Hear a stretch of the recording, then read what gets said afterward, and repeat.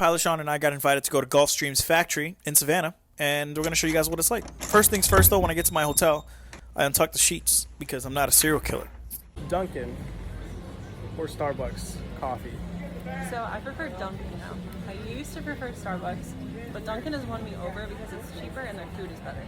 So we got to walk the entire assembly line and see all the aircraft that Gulfstream makes. Seeing the aircraft go through the process of putting the wings on, the engines, the avionics was actually really cool. The first step is just a fuselage, and at the very end it's all put together. Kind of gives you an idea of why these things are so expensive. Forgot how long exactly it takes to put one of these things together, but the detail that goes into it is absolutely nuts. This was just the assembly line. After that, we moved over to the interior section where you can put together your entire Gulfstream interior. Not only that, but you get to pick your paint too. And then the best part of this entire trip was them letting me fly the Gulfstream G700 flight simulator. I forgot what airport we actually flew into, but it was the hardest one with a short runway, like somewhere way up in the mountains. There's an entire facility here that's dedicated to research and development just within Gulfstream itself. Gulfstream treated me like I was here to buy a jet. Like I got to see and do everything that a person would do that is actually looking to purchase a jet.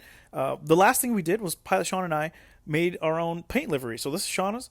And this is mine. Let me know which one you guys like better and why it's mine in the comments. See you!